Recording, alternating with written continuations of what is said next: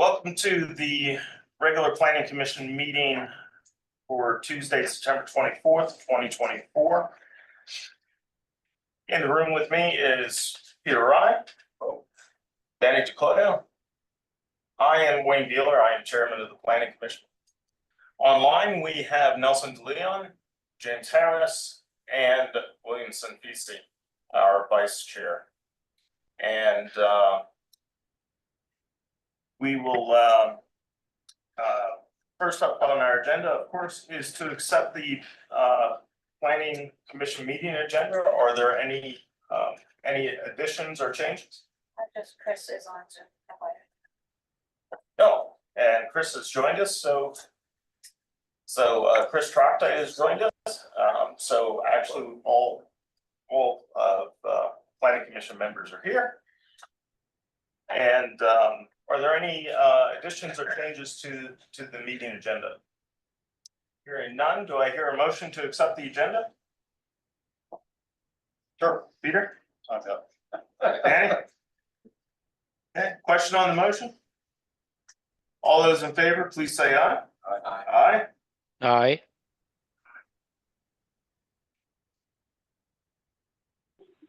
Opposed? Hearing none, we will move on to the first our first item of business, which is the an update on the Iglesia Pentecostal de Fe at 1124 Schuylkill Avenue, and I'll turn this over to Jerome for the update. Yes, this plan was approved by the Planning Commission on September 26, 2023, subject to conditions that were issued at September 19, 2023. The applicant did provide correspondence and modified the plan in order to address most of those issues. A review letter was issued back in October 12, 2023, which had 5 remaining conditions. It's my understanding that the applicant has addressed these. The first was to ensure that the fire and rescue department, as well as public works department, has reviewed the adequacy of the pedestrian vehicular accessibility for the site. 2, that the planning modules be approved by DEP. And the certificate of accuracy and the certificate of ownership would need to be executed. A municipal improvements agreement would be necessary, and a stormwater management maintenance agreement would be necessary. Going back to the sanitary sewage issues, the comment that was issued at the time was the applicant submitted a report to demonstrate that the wastewater flows will be less than the proposed under the proposed conditions versus the previous conditions. So maybe Tim could clear up that matter, or perhaps we can defer to Deb Hogue, who is here. I recall discussing it, and I recall resolving it the way you just stated, Jerome. I believe they did provide sufficient narrative on the proposed condition that explained that it would be less than what was currently there, which is, I guess, 1 EDU, which seemed to make sense. Yeah. And I thought that was resolved. Is there still something Yeah, on the table? I misspoke about the planning module. Okay. Is that how you recall? Okay. I see that Mr. Leshner is here with us. Any questions or comments, Mr. Leshner?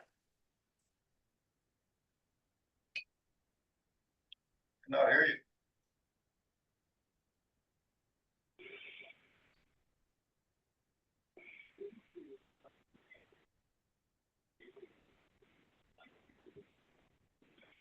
Sorry, is that better?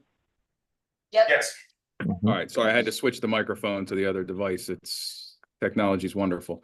My only question was the plan that is currently on the website. Is that the plan that is still in place, the one that still incorporates the zoning decision from 2020, or has there been a new plan submitted? Not since. There's been a most up-to-date plan. It should not be referencing the 2020 decision. It should be referencing the 2014 decision. That's right. Okay, and where is this plan available for review? Nothing was provided to me. I don't see it as updated on the website.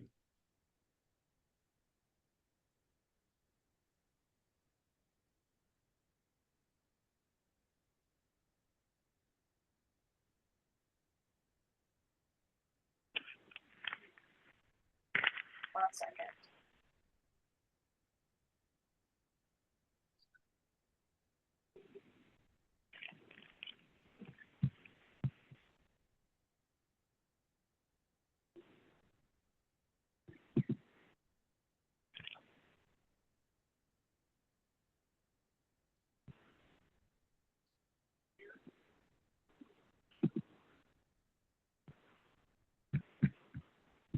And this is gonna have to be updated to reflect the demolition of the house on 1119.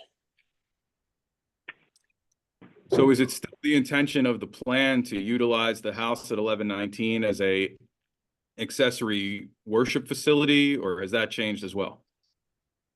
No, the building is being demolished. That's on 1119. And what is that area going to be used for? That is a good question.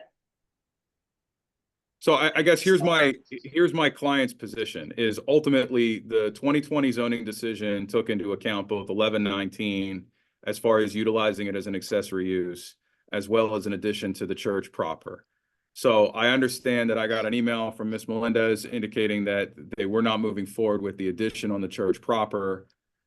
I suppose, okay, but if we're moving forward with the utilization of 1119 as an accessory use, that was the meat of that zoning decision, because they had to get approval for the relief for several different reasons, one of which was the use itself, because it's R3 zoned and a worship facility would not be permitted. And there was significant condition, there were the conditions attached. That is where my concern lies. I haven't seen this updated plan, so I really don't have any comments on it. I would just ask where I'm able to look at it so that I can actively comment on it at a future meeting. We drop this down to below. Table this for now. Dan Slayer will be available after 7. Okay, So let's table this for now, and then he might be able to provide some input on this. sounds great. Did you hear that, Mr. Lesher? I think so. You said you're tabling it until after 7 p.m.? Yeah, the engineer is is running late, but he'll be available as the meeting goes on, so we'll come back to it once the Okay, engineer gets on. That's fine. In the meantime, is it possible for me to be able to see the updated plan so I can take a look at it and be prepared for the conversation after 7 p.m.? Am I allowed to, Michelle, would I be allowed to send I was under the impression I wasn't able to send these plans electronically. Yeah, my position is that the plans are copyrighted, so they cannot be, even if a right to know request is submitted, they cannot be reproduced. And I think submitting them electronically would allow them to be reproduced. I don't know if there's a way to keep that from happening. They could come in and be viewed. Or we could wait till Dan gets one and ask him if he would agree for you to do that.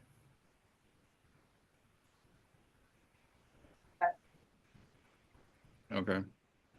I mean, the plans are normally produced on the website as a part of the application, right? Are they? I don't know that I've never. Are they, Emily? So I think previously the application and everything used to be posted on the website. However, since I've had to kind of triage planning and fill into intake stuff, I have not been updating the website. I will admit to that. And I don't know that updated, like revised plans as each iteration came in would be posted on the website either. I think it was just the initial one. Yeah, this should be tabled until we can discuss with Dan. Then we can also ask him the question about the house demolition. Okay, great. So, do I hear a motion to table? Mr. Yeah. Chairman, I'll say if it's gonna be later, if it's gonna be later today, you don't necessarily have to do that, but Okay, very good. Looks like we accept to table it until, Mr. Louder's, Loudon Slayer, there we go. Loudon Slayer, becomes available. Next up, we have, the update on the American House at 354 Penn Street for, Alvernia University. This plan was previously submitted and reviewed, and it was approved subject to conditions. And I believe the conditions are now all in place and ready for approval.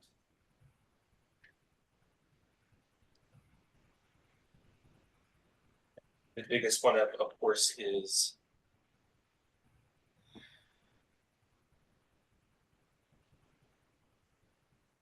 planning module will be required for this project. And, have you made the submission for the planning module? I didn't think we had one required for this one. I know we were waiting for the hard sign off. Yeah, the hard one too. These are the conditions that are listed on August 20th, 2024, and the biggest ones are as follows. They will need a certificate of appropriateness from the harm. Parking issues would need to be resolved to the satisfaction of the zoning office and public works department. The exterior lighting, we just asked for a note to be placed on the plan. I had one here as comment 6. It is our understanding that Public Works has reviewed the sewage planning narrative and has determined that a planning module shall not be required. That is correct. I apologize for that. Okay. So for 2. So I think I met with Tim and Public Works and Reading Parking Authority regarding parking and the shuttle service too. And I think we had a plan worked out. It should have been submitted with our civil engineers package from the last round. when it was submitted in August.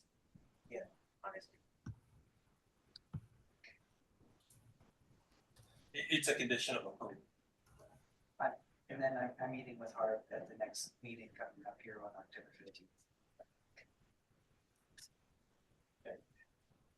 We give conditional approval to this or? Yes, Yeah, I thought so. Yeah. So, and our timeline's not running out. so that it looks like it's down to like 1 or 2 items. Yeah. So We have the comments picked up and we're getting the draft into you guys this week. So we can finalize that and get the signatures, everything in place. Okay. and we don't need a reaffirmation at this time. We're okay. And by that time, you would have some sort of, at least initial idea of what they want to comments. So I think everything has to be in by the second, so we'll have a package and post it to them on the second, and then.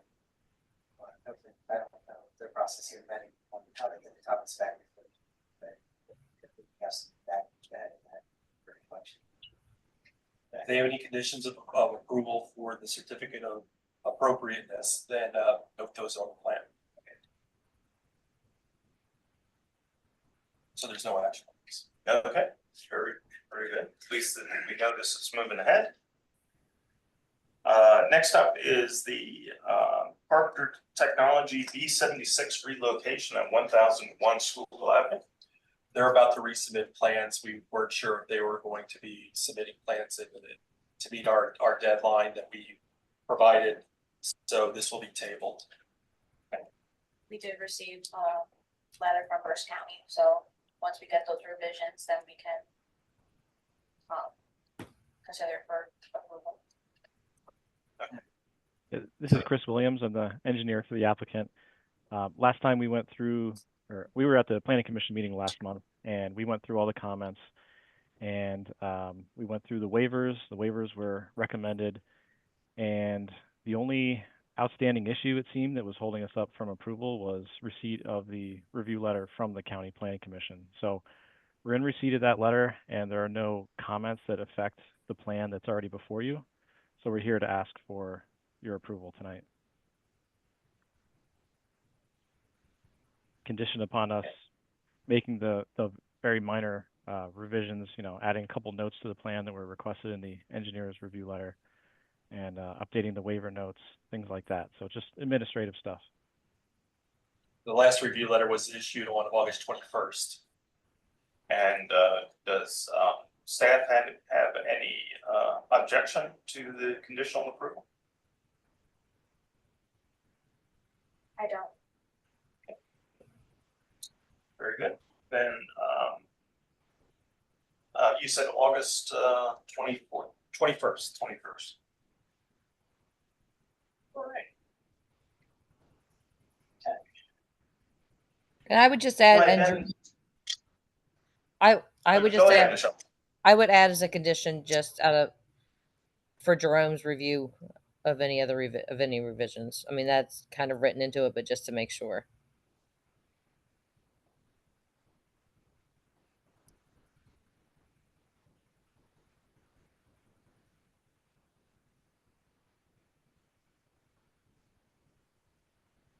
Okay. And do I hear a motion to conditionally approve the land development plan for Partner Technology B76 relocation at 1001 Schuylkill Avenue with the conditions that all items on the review letter dated August 21st, 2024 are met to the satisfaction of staff, and that any further conditions from any further possible review will be met. Peter? Okay. Second, Danny? Question on the motion? All those in favor, please say aye. Aye. Opposed? Very good. We have your conditional approval, and we hope to see the final plan set. Okay, thank you. We'll be back in shortly with the Thank you. revisions. Thanks. Okay, now, even though this is under new business, I guess we saw this in sketch plan before. The Thomas Ford Elementary School, it's actually the Reading Knight Academic Academy at Thomas Ford Aquaponics Center at 1020 Old Wyomissing Road. And we will, I'll turn it over to Jerome for the introduction. Yes, we had this plan was submitted as a preliminary / final plan. You did review it as a sketch plan application. There was a review letter that was issued on September 18th, which was updated on September 19th. So we'll use the September 19th review letter. As previously mentioned, it is in the R3 zoning district, and we just wanted to make sure that the zoning office has reviewed all the area yard height requirements, make sure that that was acceptable, as well as coverage. Plus the use is permitted by special exception within the R3 zoning district, but this is going to be an accessory component to an existing principal use. So I think the principal use is going to be acceptable. Yeah. So we verified that. The aquaponics building will not be generating any additional students coming into the area, but there'll be pickup and drop off locations with buses coming from other schools. So we just wanted to make sure that there is a drop off location, and I think there is, just needs to be labeled. Yeah, and whatever they're gonna be, and I don't know where they currently drop off at the school, but that's the same drop off, we're not. Kind of drop off. So you just need something like on the plan. Just need something labeled. Existing drop off. Yeah, And they're probably could use even the same, since they'll be coming at different hours, probably, just so it's clear where they're dropping them off. Okay. We had asked that architectural renderings be just provided for review before the plan is approved. And can you do that at this time? Yeah, I forwarded those to, Okay, good. I think Sunday night. I may not have gotten to that email yet. We'll make sure it's, we'll make sure it's distributed. Yeah, it has a stay and Yeah. and views around the whole building. The landscaping plan was reviewed and approved. Yeah. So we're stepped through that one. Will there be any exterior lighting for the new building? There's a couple of downlights mounted on the side, kind of just like the perimeter for safety around it. That's all we really have there. Okay, so it'll be all down lighting. Yeah. Reference that when he, as he noted on the plan. Development will be provided with sanitary sewage disposal facilities. The applicant did provide a narrative. There will be a 2-inch force main that will need to be reviewed and approved by Public Works for the connection. And the applicant has submitted a planning module for review and consideration as part of this application. So that one will clearly be a condition. Yeah, we submitted I think when we were in here for sketch plan, we didn't think that there were gonna be any of these field trips. Initially, we had submitted a narrative, hey, there's no change. After some back and forth with the school district and determining what the anticipated field trip schedule might look like and how many students per day. Revised sewer narrative and was included with this particular submission, and it's less than an additional. So hopefully that suffices. We did, as you mentioned, submit the mailer. Well, Yeah. We had asked that the fire and rescue department review the plan, and also if you can identify the fire hydrants and any other apparatus that would be essential for this type of project. I don't know if it's going to be a greenhouse or, I mean, if there's anything that's going to be combustible. There should be anything less for there. Okay, that's just something I think you just need to have a conversation. Any chemicals that you're going to be keeping on site that they're aware of. Because they wouldn't be putting anything in, all the nutrients go through and clean plants and brought back. All natural. is that called to Mr. Surface or the fire chief, or is that already been sort of related to? As long as if you just want to utilize my email that I had sent to everyone and then copy to him and ask him if he's got any comments. Okay. There's another note that comes into play that covers it in the event he does not respond. So a note's going to be placed on the plan regardless. But he may have some questions of dialogue that I'm not aware of. Okay.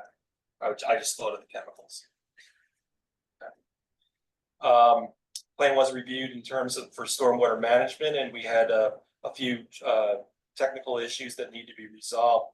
Do you have any comments on any of those? Well, I think when we were in sketch plan, we talked about the need for a single yard draining.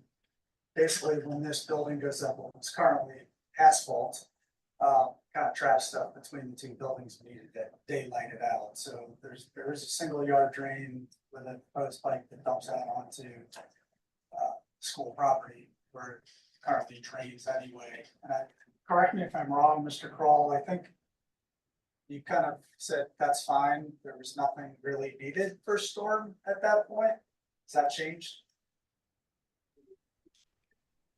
Well, I think what I said was that we would allow the intended amendments to the stormwater management ordinance, which will have a de minimis area of new impervious, which would be 1,000 square feet. And I don't recall what the new impervious is on this proposal. Yeah, that's another comment he had. They're removing 2491. They're adding 2105. So there is a reduction. And Mr. Hartman had indicated adding a note to that effect.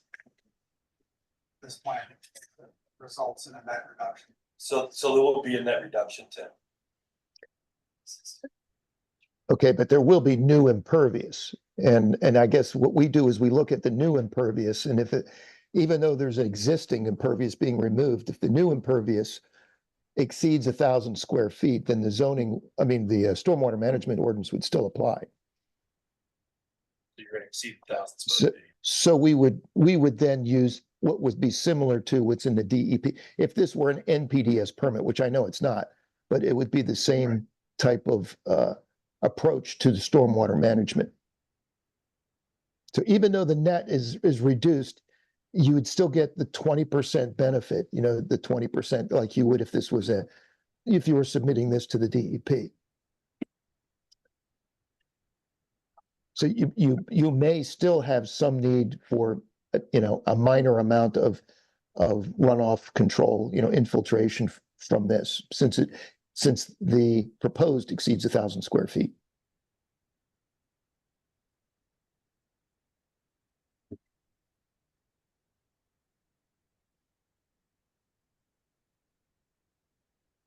Does that make sense?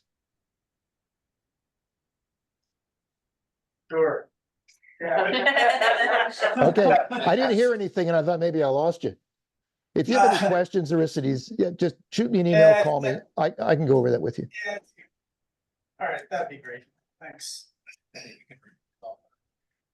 erosion and sedimentation control plan was submitted and we did receive the letter of adequacy. Is that correct? No, we didn't receive that yet. No, I think because we're below a threshold to officially submit for review and approval by the district, I do note that we will add erosion and sediment control measures outside around disturbed area, but we're below a threshold to formally submit. We did provide some comments regarding the paving composition that we had asked it to be amended, and that's not a problem. Going back to the fire and rescue department, we just, again, that's one of the things we just want to make sure that their vehicles can gain access to the building, and so that we just want to make sure, just verify that one last time. Then there's the remaining comments were just some notes that needed to be placed on the plan. There will be municipal improvements required for the project. Any stormwater management maintenance agreement may be required for this project as well. So if all those conditions are met, we would recommend preliminary / final approval. And did we receive Berks County planning?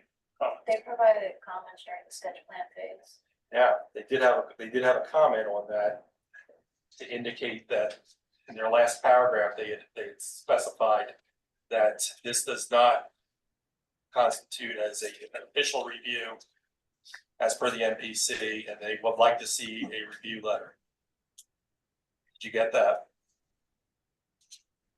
It's the last paragraph.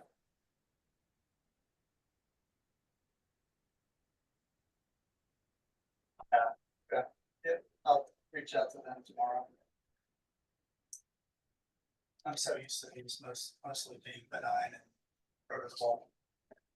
I almost missed that one. Yeah, I just noticed it and said, wait a minute. I'll reach out to Michelle tomorrow. Yeah, so we, But that, Yeah, that would- we can't take any action on it since the county wants to see it. And have not seen it. that's correct. And if I may, Go ahead. cut in here. I heard you talking about the planning modules, but Aristides, your audio is a little weak. I didn't hear exactly what you said. Were you saying that a planning module will be submitted for this? No, I said with this submission, and it's not my audio. It's what? With this submission, we submitted the updated sewer narrative and the sewer planning mailer for review by the city, since we were below an additional EU. So you are submitting a mailer to get planning modules? Submitted that to me. We were told to submit a mailer. My narrative indicated Okay. less than an additional you proposed. Okay, Okay, so the response you got from Public Works was to prepare modules then? I did not get a response. He just did, he just submitted it automatically. Oh, okay, When we were in for sketch plan, it was recommended that we submit a sewer narrative, which we had already done, but it was Right. revised along with a mailer, an exemption mailer, which is why we submitted with this submission. I have yet to have any comments back from Public Works regarding that. okay. Yeah, I remember telling you that you needed to submit a narrative. I do not remember saying to submit an exemption mailer. The city doesn't approve exemptions. We're under consent decree. We don't do exemptions. So either you need planning modules or you don't. I think the decision was here that if, based on the narrative, the way it was described, it appeared to me that you would not need to have any additional sewer planning. In other words, no modules, because you weren't increasing the student population. Just like at the Plex, same exact reasoning for that. What I did say, though, was that since you will have aquaponics involved in this new facility, there will be a waste stream involved with that. And you mentioned that it would be recycled and reused within the facility, and it would not be connected to the public sewer system. And I was waiting for that to appear, either as a note on the plan or a narrative, something that could be recorded so that we would document that that waste stream would not be connected to the public system. Sure, I don't mind putting a note No, specifically stating that on the plan. That's. I'm sorry, again, I'm having a hard time hearing Aristides. Repeat that again, please. We'll add the note. Okay. All right. I know Deb is listening too, so that's going to be helpful. No, yeah, okay. luckily Deb is. So those cleanup items, we can have, that could all easily be accomplished by the October 22nd. Yeah, and Yes. by then we should have comments from Burbs County, get you guys on your way. What's your construction schedule on this? Contractors been selected. They're, weeks working on their submission permits. Construction. Oh, okay. So, Can you repeat that louder? I'm sorry. Yeah. 2 weeks working on submission of permits for the building now. We have a contractor selected and they're working through, shop dog's middle phase now to get everything aligned for when they get started. Tim, could you hear that? Barely. If you're sitting in the back of the room, there's almost no audio, and it's been that way for months. So I apologize having to repeat that. People in the front, I can hear Jerome and everybody else in the front. It's great. It's the people who sit in the back. The audio is terrible. You have to really Yeah. speak up. They're trying to gear up construction. They're working through shop drawings and submittals now. And we're supposedly either last week or here in the near future, in the current week, submitting for building permits. I don't know exactly if it's been in there now or if it's coming in. Yeah, and we will need to see a connection permit for that 2-inch force main. Are you doing that to a manhole, or are you going to be doing that directly to the main? We'll need to see some sort of a detail for that. Is it? And what's the city's preference? Deb, what's the city's preference? A manhole would be better.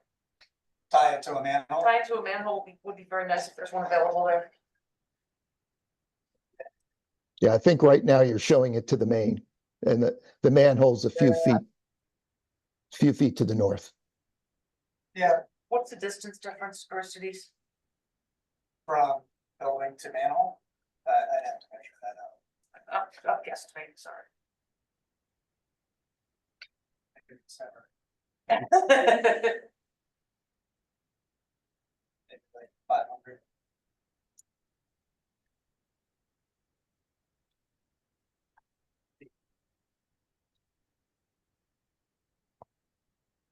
We'll have to get a closed caption. Yeah. Yeah. Like if you're not directly in front of it, it doesn't capture, you're like right in the middle of both of them. Does that resolve that? I think so. We can, We can email and talk about that too. Right. Tim, do you want to have a municipal improvements agreement and stormwater management maintenance agreement for this? Yeah, It's a 2-inch force speed.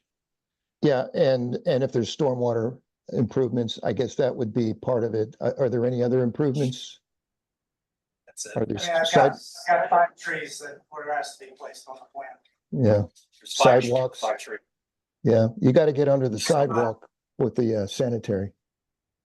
There's sidewalks being removed and there's just a little segment, I think, added. Yeah, I could only see, as you just mentioned, Tim, if we're gonna tie into the manhole, which is in the street, there may be some sidewalk. Unless they can hydro, Let's take a look at the location. but otherwise it would just be, the sewer and I guess storm. For an improvements agreement.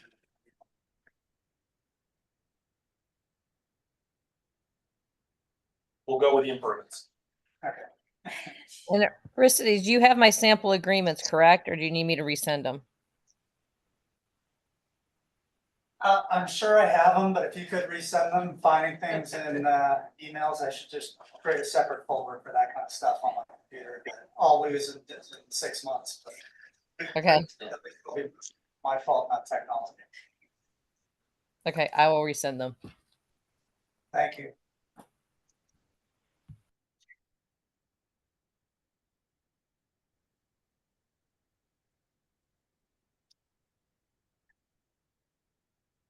So table until next month and then you'll submit to First County or you'll. Yeah, I'll talk to them tomorrow. Later, just get it in their hands. All right, anything else, Jerome? No. Yep, okay. Anything from Tim or Michelle? Nope, I'm done. No, Any questions from the commissioners? Yep. A lot of technical stuff since we discussed this did quite a bit of discussion during sketch plan. So, okay, great. With that, do I hear a motion to table?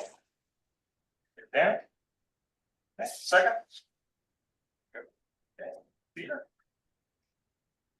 Question on the motion? All those in favor, please say aye. Aye. Opposed? Okay, hearing none. We'll go with the unanimous decision there. Okay, next up, we have the 19th Ward Pump Station, and I will turn it over to Jerome for the update.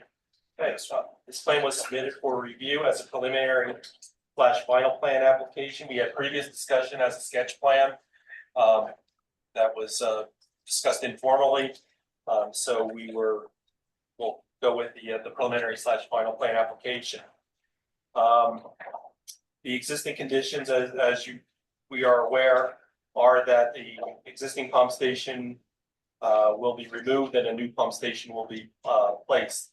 The previous pump station was on 0.22 acres and proposed pump station will be on, with building will be on 0.8 acres, I believe. As mentioned, this is submitted as a preliminary / final plan application. They have submitted a stormwater management plan, an erosion sedimentation control plan for this project. The development is located within the P preservation zoning district and the existing use public sewage facilities is permitted by right within the preservation district. We had asked that the zoning office verify compliance. I believe they also submitted the zoning permit application with it. The maximum impervious coverage permitted in the preservation zoning district is 20%. The applicant has identified that the existing impervious coverage will be 27%, which would increase it by a little bit. The zoning ordinance does have a provision in it stating that the provisions for nonconformities do allow for the maximum cumulative expansion of 20% over the permitted requirement.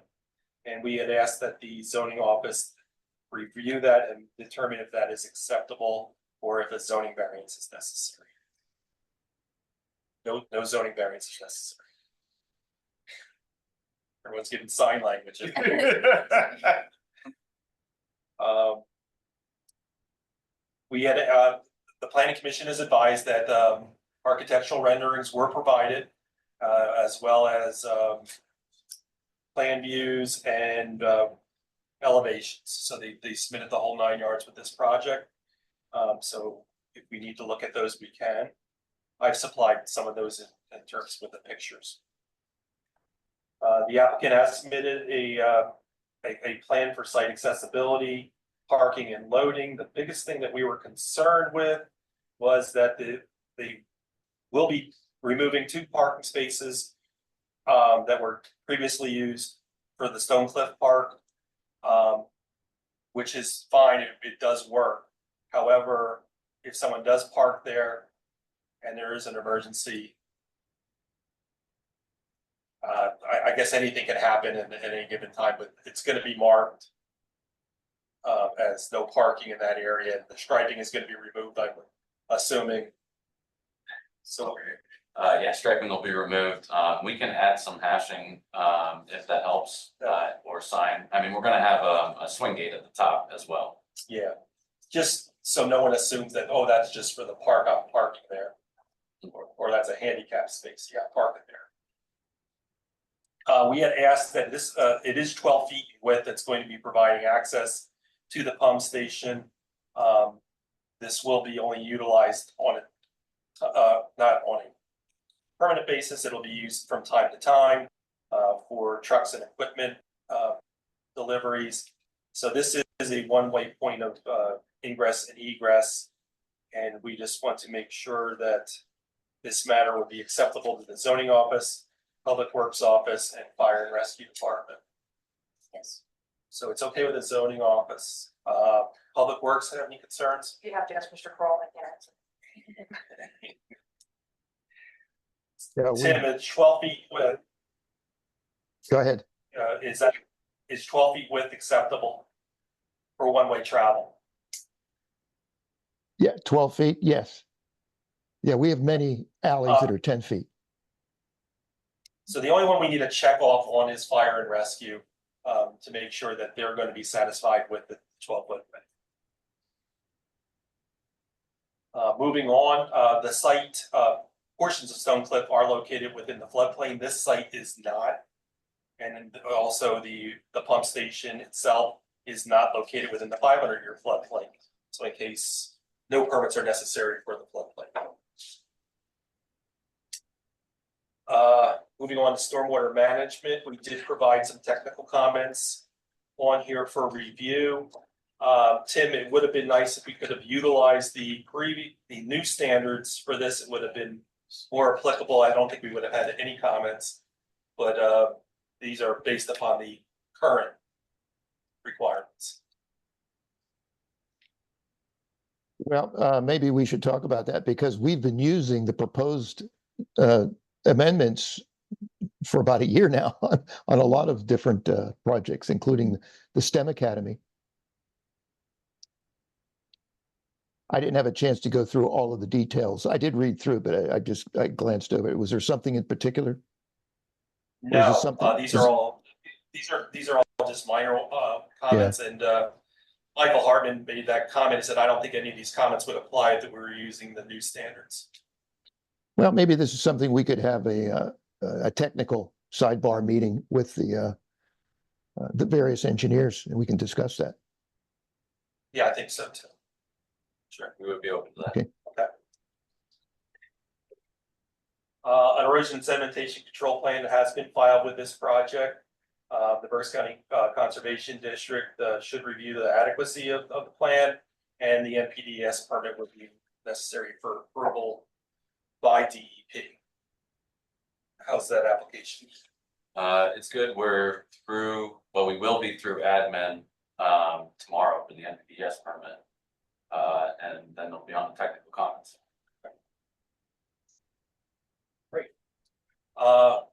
As previously mentioned, we had asked that Fire and Rescue review this. We've also had a series of notes added to this plan that will resolve quite a bit of issues.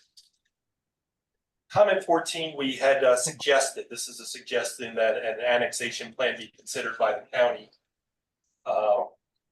If you're going, I don't think it's, when you mentioned that it's the 0.22 acres is an easement. Yeah, so currently the pump station's on a 0.22 acre easement. We're proposing a 0.8 acre easement for our new pump station. Because of Project 70, this isn't really going to be a land swap situation. Everything's being managed via easements. Help me out with this. There's there's a tax parcel ID for the 0.22 acres of the current site. So we've had a lot of meetings between the city and the county trying to figure that out, narrow it down, attorneys involved, surveyors involved, so on and so forth. What we've determined is that the initial plan was to create one lot for the park, one lot for the billboard up at the northeast portion of the plan there. And then there's 3 other lots shown, but they're only considered easements. That would be lots 2 through 4, I believe. Is that in the deed description? It's a little sticky, but we can get you more information.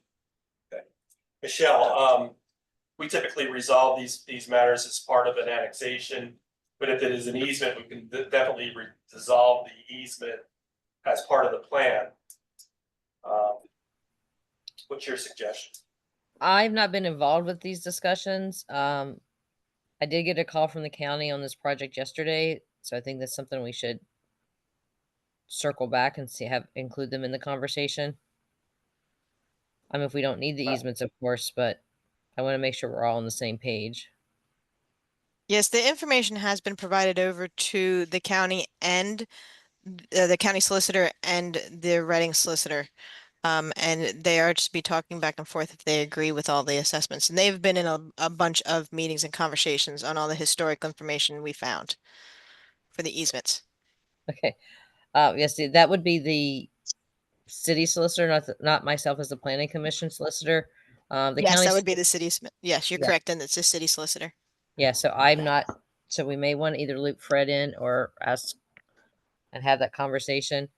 The county solicitor had just asked that we not take any action tonight because they were still reviewing the plan. Okay. And that, this all applies to comment 14 and then also goes back to comment 1.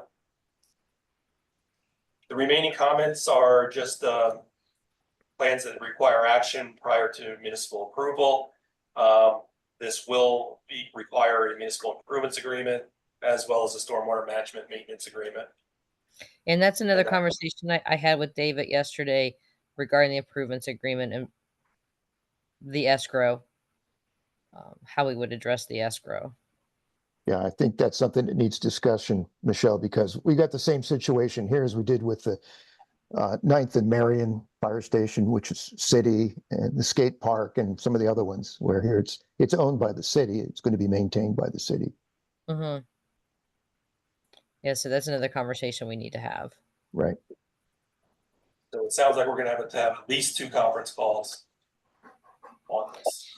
And what I'll do is I'll send Attorney Latchett and Paris emails and ask them if it's affecting the plan, could I be included in the conversations? Because I don't want to say one thing and then agreeing with something else. While we're talking about the county and the easements, we did learn that there don't appear to be easements for the existing force main from that pump station. So we want to try to resolve all the easement issues at once with the county, just so that the planning commission is aware that the conversation is for this plan and the related force main. I think that's a great idea. Yeah, and I think Deb too, it's important that if it's easements, or I guess whatever it is, whether easements or land, but if it's easements and this goes the way it looks like it's going, it appears that the city council would probably have to act on those easements in order to adopt those and make them become permanent. Yes, that's the city council and the county commissioners is how I understood it would have to be proceeding, but that is, I will let the legal people take care of that part of it. Right.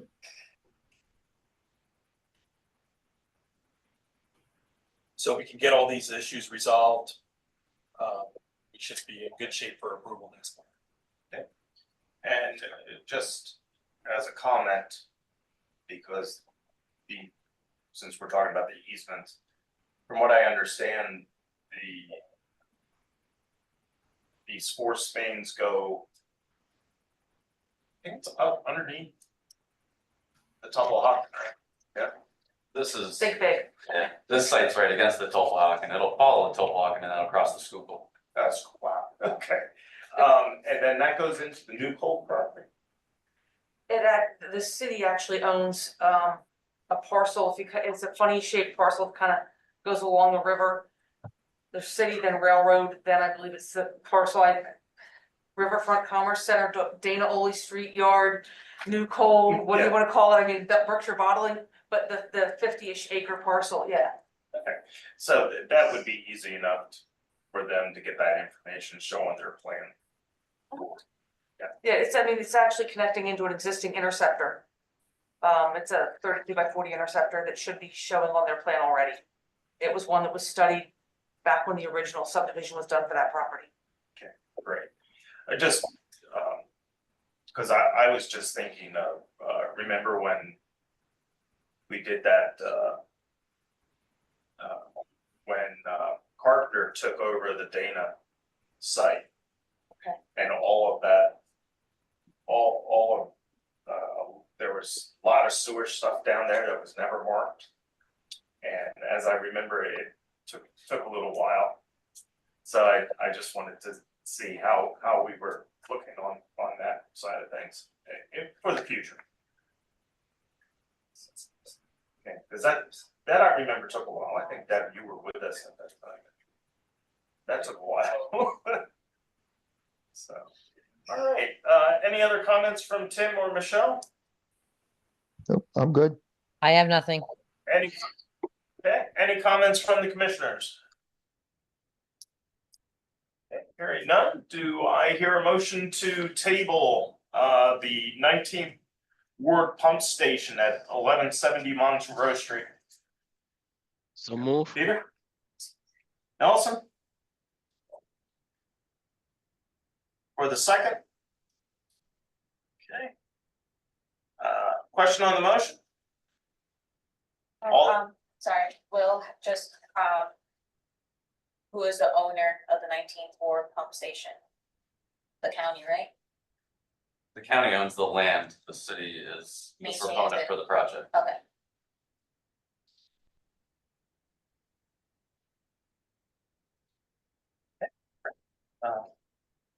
Serve that as the question.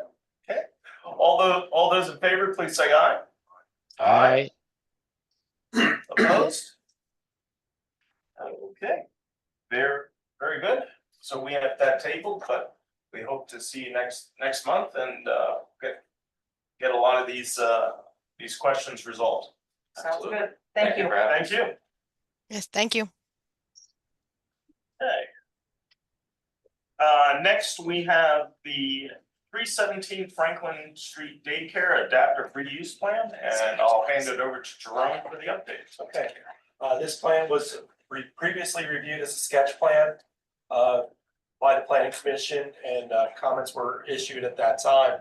The applicant has decided to move forward with a preliminary / final plan, considering all phases of this project. So there were 2 phases, so now it's going to be consolidated into one. The applicants are here as well for this plan. As you may recall, that this plan was going to be consisting of 2 phases or two different elevations. First floor will be utilized as a commercial daycare facility with capacity for 35 children. The second and third floor will be utilized for 4 residential apartments. Site is located within the CC zoning district. They have obtained a approval from the zoning hearing board for the proposal, and everything is acceptable on that end. You'll just have to add a note on the plan which identifies the zoning hearing board's decision, the date, and then all their conditions. And we can help you out with that. Plan does consist of 5 existing off-street parking areas that was previously used and will be used for the commercial daycare facility. These are considered non-conforming. As you may recall, we provided instructions to the applicant at our last meeting to utilize those spaces for the daycare in order to avoid any drop-off locations. And then for the parking spaces that are required for the apartments, that they would be obtained off-site. So all of that needs to be identified. The spaces are clearly identified on the plan. With the 6 off-street parking spaces, we will need verification that you can get those spaces from an adjacent garage.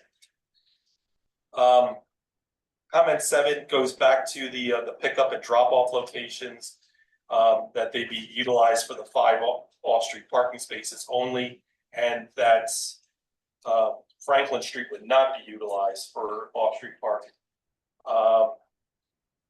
We need drop-off or for pickup, either one, for both. We had asked that the applicant coordinate efforts with Public Works and the Reading Parking Authority on what signs would be appropriate, or if parking meters would be required in those zones, but it just needs to be clearly identified that that's not a loading zone or a pickup spot.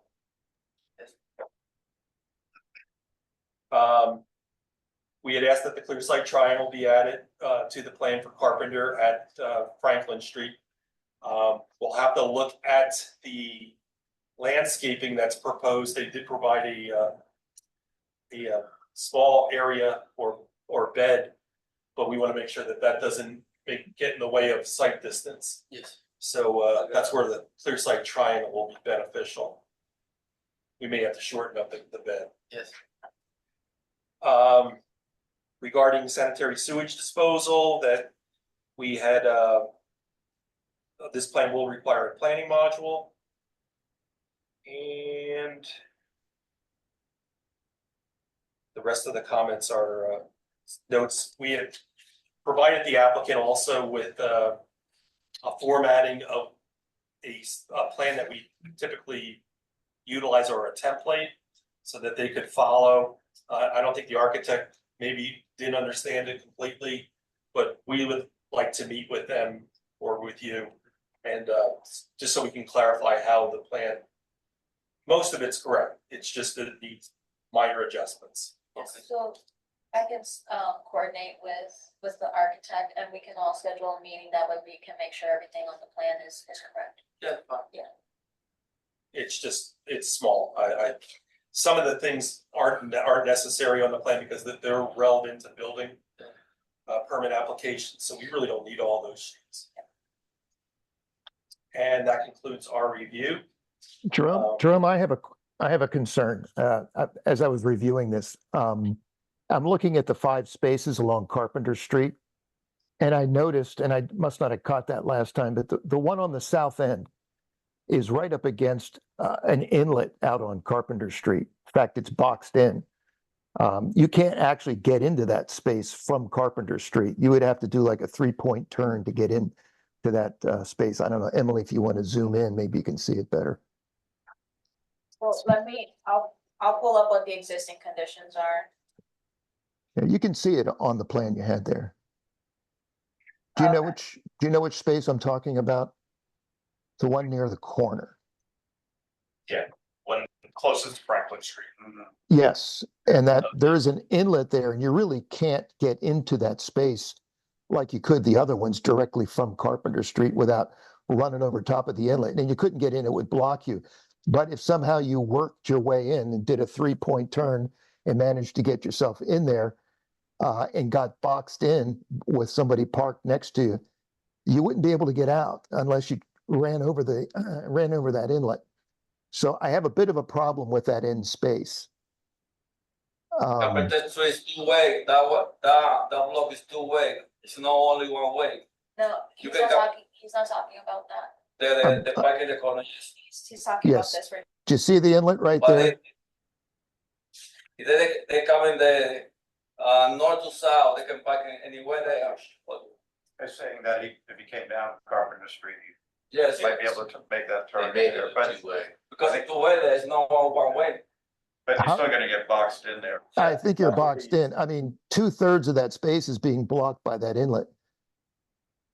Tim, Yeah, are you looking at the street? Yeah. There it is. yeah. You notice next to the blue car, there's no car parked there. The blue car might be able to work. Well, its this is gonna be Jimmy- landscaping. Tim, that's gonna be landscape. Okay, That's gonna be a 5 or 6 foot wide planting bed.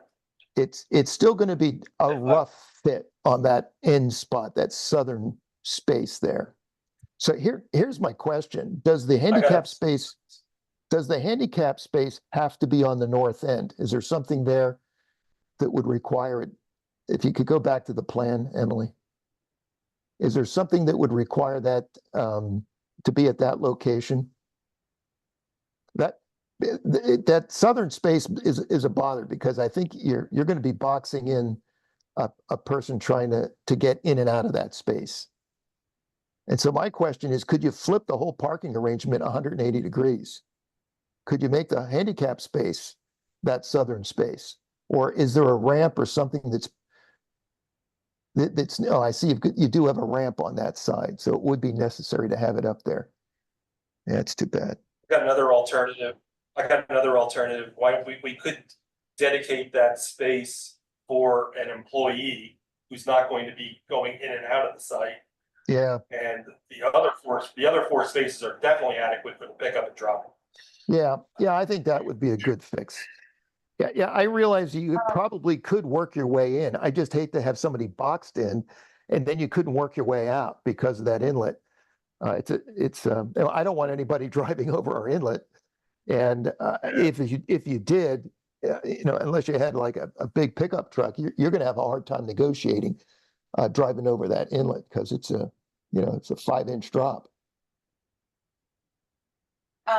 Jamie, you raise your hand if you had a comment. Yeah, I was wondering if we could take a look at the picture because I see that there's 5 parking spaces. Can we take a look at the picture with the cars in the lot at this time? The one that was previously shown? Yeah. Yes, what is this car? Let me lower my hand here. Okay, so I want to take a look at the full how many cars are in there currently, because right now on the image there's only 5 cars, but 1, 2, 3, 4, 5, 6, but there's 6 cars in the lot currently. So although it may look or seem like people are going to go over that bump, there's going to be one less car parked there, which I think is where that green space is going to be that Jerome mentioned. So I don't know that there would be an issue because there's going to be one less car. I mean, you can see from 6 cars right now, you're eliminating 1. So I don't think it's really going to be that close to that bump there. Just when I saw this second image, that's the first thing that came to my mind. These cars are so tight, basically you couldn't open the doors. Jamie, they're required to make it 9 by 18 spaces. Those are probably 7 by 18. Yeah. That car has space. You cannot see because it's got the bank in the front, but it's empty space there. I would also probably argue that on the plan that the cut of this isn't all the way accurate. Yeah, there's an anomaly between picture and the drawing there. But, Yeah. Maybe it isn't quite as big as the drawing shows it there. So we can address that at the technical meeting then with the architect, make sure that everything looks okay. On the plan view, you can see where the inlet is, and it does, I'd say, Tim, maybe 30% of the parking space. Yeah, I like your idea, Jerome, that if it's dedicated to someone who knows it's there and knows how to negotiate it, I think that would be the best way to go because it's going to make it best for the city and for that person who has the potential of driving over top of the inlet. I would also prefer that as this, I think that parking space is located in the most precarious position versus the other parking spaces. So if the person who comes in and opens up the daycare in the morning, takes that space, that way it's not gonna be utilized by anyone else for a considerable portion of the day, and then the other four Right. spaces can be dedicated to the pickup and drop off, which is plenty for 35. Sounds good to me. Yeah, we can work out the specifics at that technical meeting this week. Yes, you said I don't want to change the plane again, because every time you change the plane, I have to pay $3,000 Yeah. for one roll. Yeah. Every time we change, it's $3,000. Okay, so we'll address that with you on the technical. Please, thank you. And that's all I have. That's all I have. Okay, question I have is, might not have gotten around to it yet, but have you fixed your problems with the fire department? I don't have any problem with the fire department. The fire department tells us that your fire alarm system's illegal and doesn't work. No, it's the owner, the guy, he confused to the other guy, because I rented that building to that guy, and he had problem with the company fire alarm system. Now I have a contract here for the apartment. Yes. Oh, that's a reputable company, so. I have to go, they send for the go, it's for the whole building, for the apartment. He's definitely got all the architectural drawings all. Yeah, these drawings look great, so. Yeah, the problem is that guy, he confused me with the other guy, Yeah, and he said, you don't pay me a long time. He said, you serious? I pay you $60,000 a time. I pay my money a time. Right. He said, I'm sorry, I confused you with the other guy. no problem, I that have to happens. pay for here. That's all what we need to prove that. We could table this until we get the planning module application worked out and the other things. And Right. the technical meeting. And did we receive Berks County comments? We're not sure. All right. So we'll get The it. lady for the care, they went to apply for the state, but they needed the paper certification for the approve for the zoning. For the state working with me with the daycare. They take a long time, 6-8 months for approve for the daycare. So I don't know, you guys can give me a paper before I start working with the state. For the application for the daycare. What the state requires is, the CO. So the CO is gonna be at the end with the. Yeah, that'll be at the end, so that'll be buildings and trades, that's not us. Oh, But you got you got all your ducks in a row there. You got all your ducks in a row, this shouldn't be a problem. okay. Thank you. Yeah, They look very, very detailed plans. yeah, I quickly looked through them today, they look very good, so. But I don't think you'll have a problem with LNI or any of the people from the state. Okay. But yeah, you're right, it does take a long time, Yes. takes about 8 months. Okay. What's that? With, because this goes through LNI and the daycares on the first floor and there's stuff on the second floor. They got a lot of stuff. And that it all has to be on the LNI drawings, so be ready for that, Okay. because the LNI might. I don't think you'll have a problem, but they might have minor additions that they're gonna require Okay. on here, but that's the state. So, Okay. okay, So, but my major question was making sure they're okay with the fire department, they seem to be good. So thanks for bringing that, yes. that's really, really helpful. Okay, do the commissioners have any other comments? No, Mr. Chairman. Hearing none, do I hear a motion to table? So move. Peter? Nelson, for the second? And if I can get my pen to work, there we go.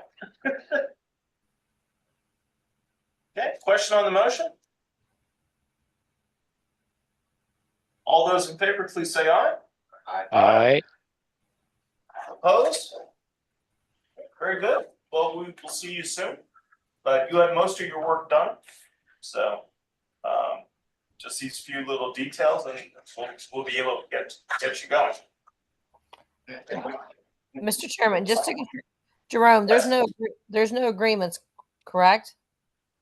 No, there's no agreements. We have them putting on the generic note that covers everything. Okay, So if they do have to do sidewalks or anything else like that, it's covered. okay, so no CO or anything, okay. All right, thank you. Thank you.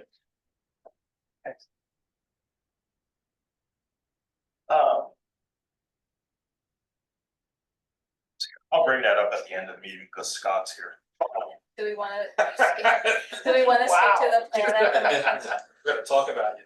Yes. Yeah, because I was gonna just talk about possibly making that block of Carpenter Street one way, but that's not something that Scott needs to sit here and listen to us discuss. He has other things to do. Dan, ever get on the phone here? Dan's not on yet. We could bust through these next two quickly. I don't know if we wanna, move it to the plan reaffirmation, so. Mr. Miller. Yeah, I would like to jump to that. Yeah, because Scott's been here since the beginning. Sorry. It's always interesting. I mean, it's always, you pick up little bits of information, so that's always helpful. So, Very kind. Yeah. well, it's also interesting to see how other consultants work too. So that's all. Sarah, do we, is there anything particular about this, or we just need to do the reaffirmation? We get to do the reaffirmation, but just for your notes that we did previously approve this plan on March 26, 2024. I go back and find it, but that's what it was. That was done. It was never reaffirmed. Correct. And this will be the first reaffirmation request that's being offered. I did provide the short list of remaining conditions on here, and there's nothing earth shattering that we did not know about. Keeping in mind, the alley is no longer required to be vacated. It'll be annexed to both properties on either side, and that includes also 615 Easters LLC. They have a little segment as well.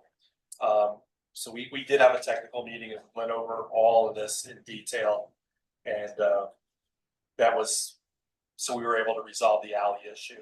That was very helpful. I appreciate that. Okay. So I think we're all on the same page, and that's the only change to the plan is that added some additional notes and remove the vacation notations on there regarding it being vacated. It's just being conveyed to adjoining properties.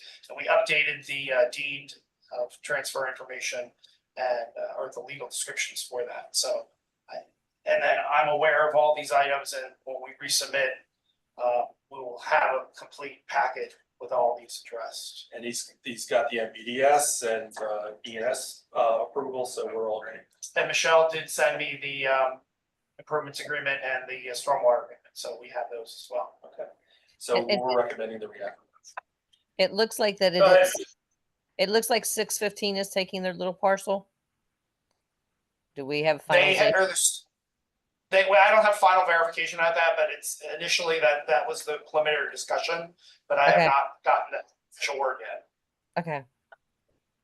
I do have one question, and I don't know if you would have the answer. There has been some digging along Crescent. Yeah. I have a concerned neighbor. If you could just if you know what that digging is for. I know about it. Okay. It's they have started mobilization and stabilization efforts as per their approved ENS plan. Okay. So it's okay. I kind of figured it was something to that nature. This is in the park. Not the bill, not B and parcels B and G. This is the other parcels, and then they're going to be also setting up on B and G as well. Okay. And that's where an extension to the parking lot's also going. Yeah, they have to finish the parking lot to get them off this site so they can start the building. That's really, they have to move the employee parking over there. So, And I'm sure it's gonna look just as nice as the current place does. They seem to do a nice job with their landscaping over there and keep everything looking nice. Save the big Christmas tree, so that was good. Neighbors appreciate that. Yes, that was a sacred thing we could not touch, so we're Yeah. good.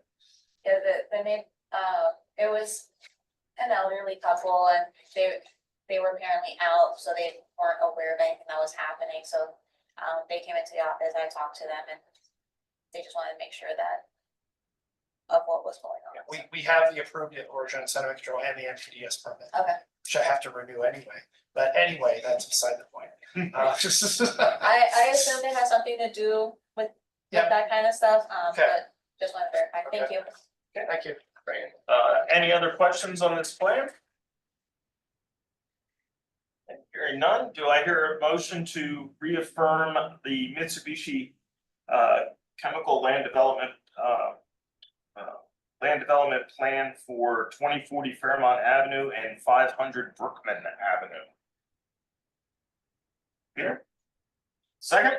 Second. Danny? We're on the roll. Yeah. My pen worked. Get out of here, Scott, so we can talk tonight. Well, it's not official yet, hold on. So your question on the motion? All those in favor, please say aye. Aye. Aye. Opposed? No. Call it unanimous. And you have reaffirmation. Appreciate it. Thank you And, very much. Well, we appreciate all the work that's going into this. Yeah, they're very excited about this project, so, and they want to keep moving forward, so, yeah. I think it's gonna be a good addition for that area. I think the with Public Works being able to work out the curbing and stuff. That because, yeah, it was just all macadam before. I think they believe in help out the city. Well, I mean, we had talked about this earlier, we submitted a sketch plan and all of those issues came out. So we were able to work through those, or at least come up with a concept. So when I did the hard engineering for this, I was able to not have to backpedal. We were able to take care of everything from the very beginning, so. Okay, thank you very much. Thanks. Thank you. So ban for egress and technical stuff, he's still not on. Well, we got everything, so. Yeah, so we'll just continue through the last couple items and see if he. Okay. Emily, he had sent you a phone number. Do you want to reach out to his phone number and just let him know that we're waiting for him? Or that we do need him?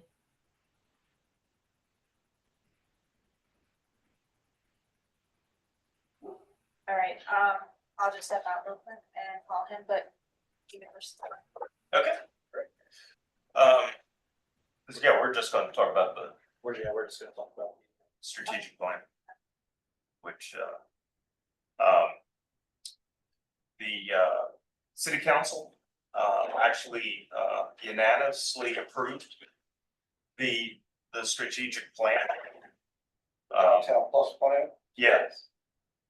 So, I did send out the article from WFNZ because I did make a comment saying, basically, this is what happens when you allow planning to do the work rather than let it sit around for years and years and years and try to let community development do it. I'm not sure, but the Community development got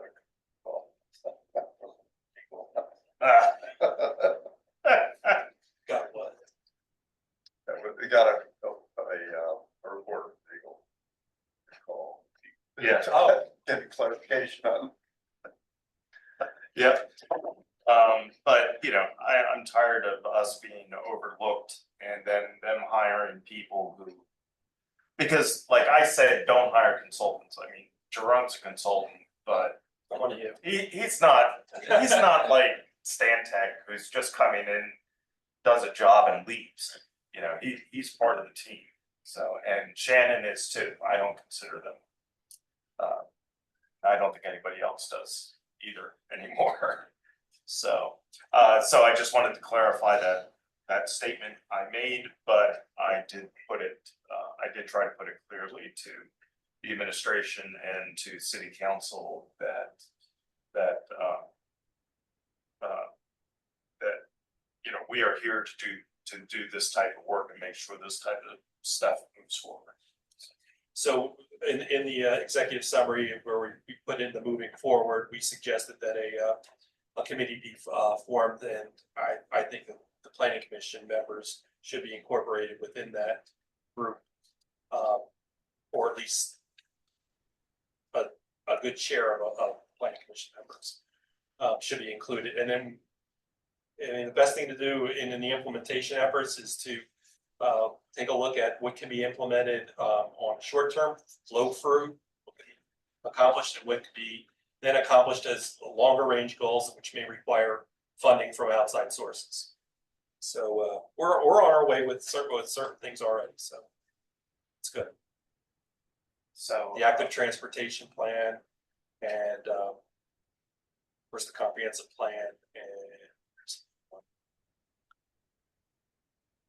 the Chris. Yeah, which is also moving forward. And and somewhat related to this, I did send out an article today that about the Schuylkill Rail Authority finishing up the first phase of what they need to do for the feds, and that there will be a meeting in October. The TOD overlay is another implementation effort of this plan. Yeah, so all of these things are pulling together, so we're gonna have a little bit of work to do in our workshops, but that's good. So, I see that Dan has joined us, and to tell you the truth, I forget what we're supposed to ask him, so hopefully Jerome remembers. Do you hear me? Am I on? Oh yeah, you're good, Dan. Okay. Sure. Yeah, first of all, the building for the church, is it going to be, the house behind it, is that going to be demolished? It is demolished already. That demolition permit for that? Yes. Yes. Good. All right, so that's one of the questions. And the other question was that no addition.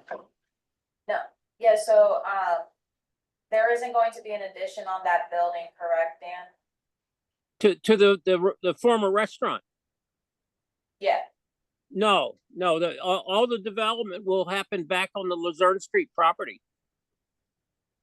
what exactly is going on there? They're going to build a new structure that'll house that they'll use for church and Sunday school meetings. They're gonna have to go back to the zoning hearing board.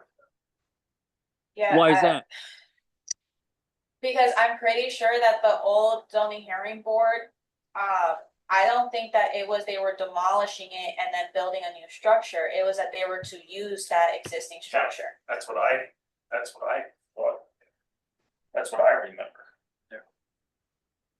If you go put on the page 2,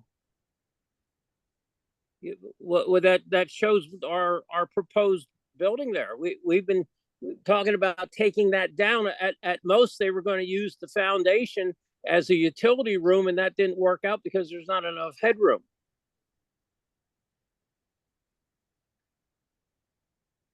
And go to plan sheet 2.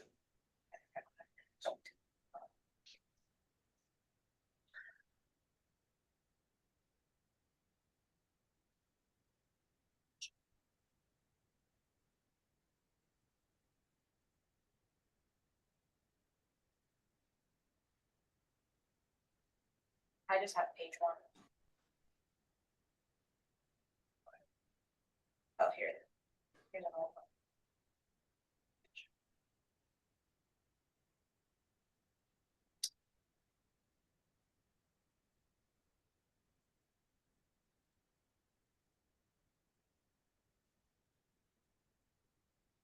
There you go. That shows a new structure over the top of the old foundation. On the same footprint. Or No, bigger it's a larger footprint.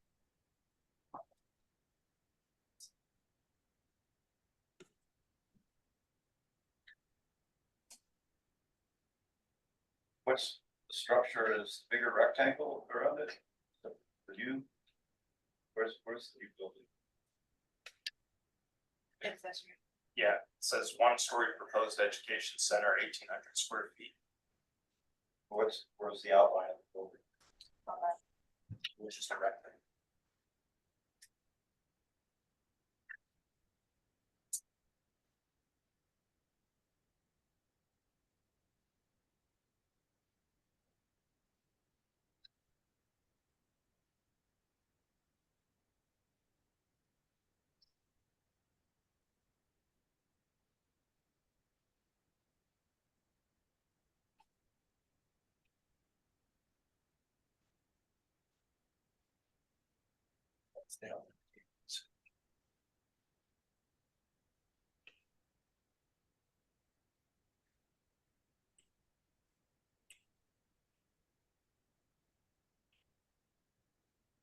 I'm going back to 2014.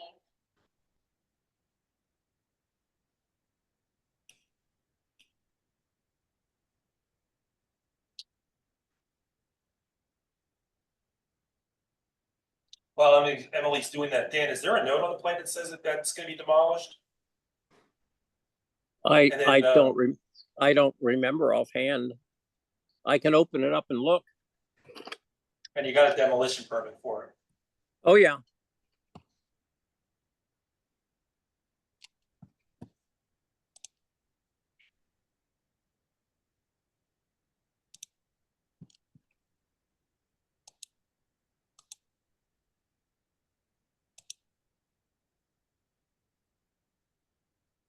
Anything about it being demolished and rebuilt.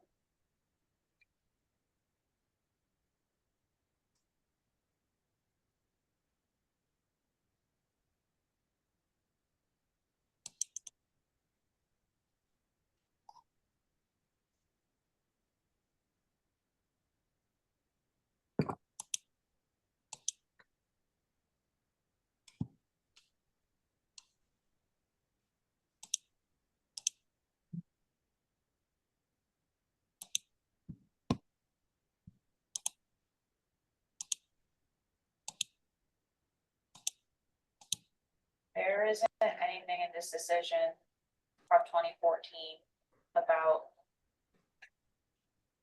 rebuilding. Yep, so we're gonna have to go to the 2020 decision. And if I could just clarify, the 2014 decision, Emily, the one you're looking at is the one you emailed me? Yes, I had emailed both decisions, the 2014 and the 2020. Right, and if you look at the 2014 decision, it doesn't even reference 1119 Luzerne Street. It's the 2014 decision is only relative to 1124 Schuylkill Avenue.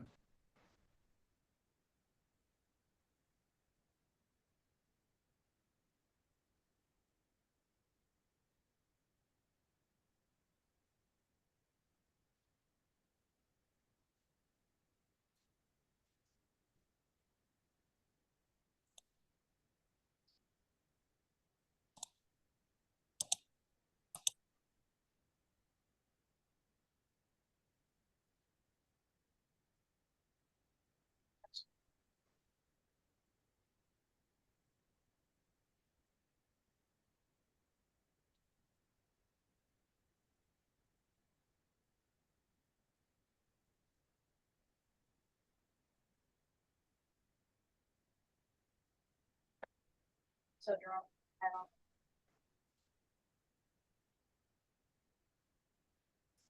Dan, we're gonna have to verify that that was, considered by the zoning hearing board as part of their decision for the use of that previous building to be utilized as a new building. On page 1 of the plan, I have a note, the residence on Luzerne Street is to have the first and second floor removed and the footprint expanded to create a new worship center. 1124 Schuylkill Avenue is to be remodeled and updated to provide an education center, which they did because the roof was leaking. So they have remodeled the Schuylkill Avenue property. But did the zoning hearing board consider the demolition and replacement of the worship center? I don't know. Were they asking for any variance based on that property? Did it matter what was happening on 1119 Luzerne? Yes. They were asking for variance on that property? Yes, they were asking for a use variance on the 1119 to go from R3 to, I believe it would be commercial neighborhood zoning to permit them to utilize the 1119 as an accessory worship center or worship use. And again, the relief that they requested in addition to the other variances that they got for 1119 was approved pursuant to the conditions in there. There was no other relief obtained for 1119 Luzerne Street at any other zoning meeting at any point in time. The 2014 decision doesn't address that property at all. I'm looking at the decision now. I don't see anything about demolition, but it does indicate that the applicant seeks a variance to expand. Okay, not that one. And a special exception to convert the detached residence on an adjacent lot known as 1119 Luzerne Street into an accessory worship facility and variances from parking and dimensional requirements. And again, that relief based upon that request was granted with the conditions that were initially on the plan. I just saw the plan that was up on the screen. It seems like the conditions from the 2020 zoning decision are still actually on page 2 of the plan.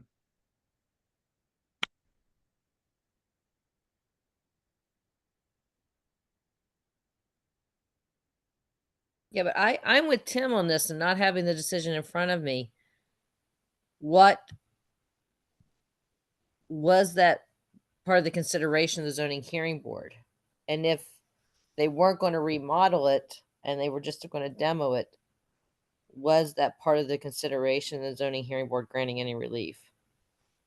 Yeah, I couldn't even begin to answer that question. I just have the decision in front of me and it doesn't reference demolition in it at all. That word's not in this document that I have. But if the use of that property wasn't part of the need for the relief or basis for the relief, they could have demoed it without whatever the zoning hearing board said. But the use was part of the need for the relief. Because the use hasn't changed. The use is still the same. On 1119, the use would change. They need relief in order to use it as an accessory worship facility. Well, it still is. I mean, how has the use changed? Oh, it hasn't changed today. I agree with you. No, I thought the question was just that the use is an accessory building. What difference does it make if it's an existing building or a new one? Again, I don't disagree. I just want to see the conditions of the 2020 zoning decision complied with. I'm fine with that. I agree with Tim. An accessory use is an accessory use of the property and the building. An accessory building is an accessory building. So as long as the zoning hearing board considered that was an accessory. The problem is that reading this decision letter, it's not saying that they said that subject property B was going to be demoed to allow a bigger. How would that affect the decision? Whether they said it or not? Well, no, so what it would affect is if they don't meet the dimensional standards for that lot. Well, that's your job though. They're not asking for a variance of the dimensional standards. The dimensional standards, the impervious area and all that stuff we meet. With the new parking and everything. Then the 2020 decision would apply then. Yeah, and I think Mr. Lesher's just saying that then because this 2020 applies, that the conditions that are appearing on that plan are applicable. And I think Dan just needs to add appropriate notes to the plan to reflect that.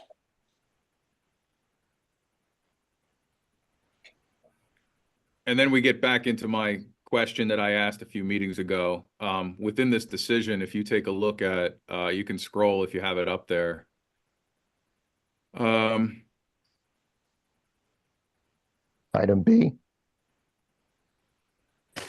Looking for the, Yeah, 10B. Yeah.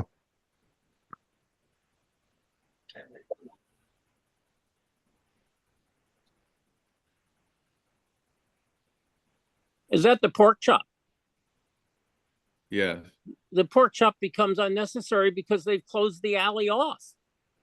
If you guys want a pork chop built, we can build them a pork chop, but they've closed the alley off so that nobody's driving through there except his clients and the church's people on Sunday. but one of the conditions of this relief was that the alley be opened all the way to Luzerne Street. Well, it will. That's the whole purpose of this plan is the alley gets open to Luzerne Street so that people can go down to Blair Avenue to this traffic light and they don't have to be cutting through your client's parking lot. This whole thing is a win for your client. But again, I mean, I don't have these plans, so I haven't looked at them. So I Well, am they commenting haven't changed. in the These dark. plans have been this way for 6 months, 8 months, 10 months. Oh, well, then I have seen them. If they're Yeah, the you same, have seen then they them. have the same conditions on them. And we were planning on putting the sign saying out on Schuylkill Avenue that the driveway is only for the and for the church. Okay. And then we have condition number 14, which is client. on page 5 of the decision.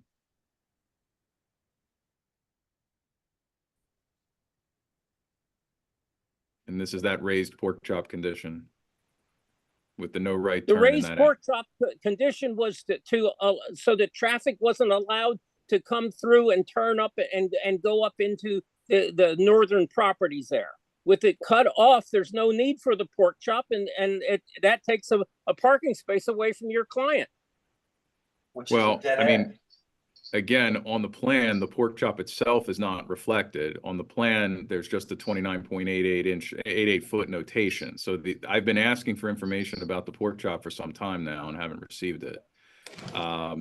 Relative to it being blocked off, are you talking about the chain that runs across the property? It's just a chain. Well, we can put a Jersey barrier there if your guy wants it. No, we don't want temporary fixes. I mean, that's why this was approved the way that it was approved. Putting a a sign permanent there solution. isn't going to break the habit of those people driving through your client's parking lot. No, but the raised pork chop will. No, the raised pork chop was to allow a sign and to prevent turning, but the driveway was still open into the alley, and people will tend to drive wherever the hell they want to go.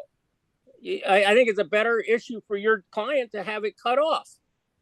Well, again, I mean, the decision's the decision and the conditions are the conditions. And if you'd like to have a conversation with me about changing it, I'm happy to have that conversation. But to date, we have not had that conversation.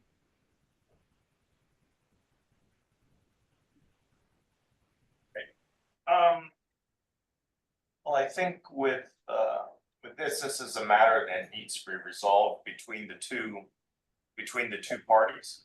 Well, and I think that could be put in as far as the decision or the recommendation for not the recommendation, but the action on the reaffirmation. So, okay. Oh, are we reaffirming this? No, I let Mr. Leshner and his client, the Horns and Dan, if you guys can have the conversation amongst you two to kind of suss all of that out. That way, Dan, you can share the most latest rendition of the plan to Mr. Leshner so he can see it. And then you guys have the conversation and then let us know what came of that conversation. I mean, if the plan hasn't changed, then I have it. I was under the impression excuse me, that the plan had changed, but if it hasn't changed, then I have the most recent rendition of the plan. We just have a conversation about how to effectuate the conditions that are contained in the 2020 zoning decision. And I just want to be clear that we all agree now that that is the decision that applies. Yes. Yes. Very good. Where's your office? My office is in Harrisburg. But I'm happy Oh, to I give see. you my phone number and then we can set something up. I'm happy to come there. Okay. Okay.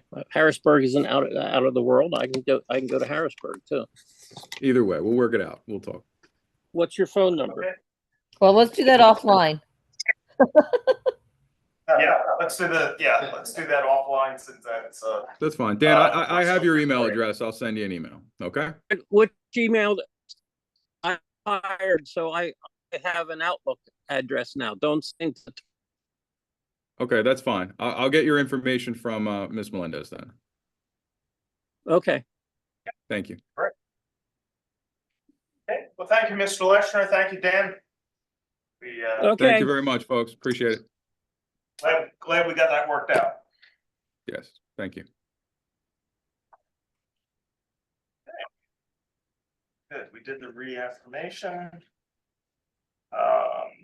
We talked about the strategic plan. Any update on the zoning amendments? Yes, we got, the revised draft was submitted to the city solicitor for review and consideration, had one comment in which Michelle and I are going to try and resolve.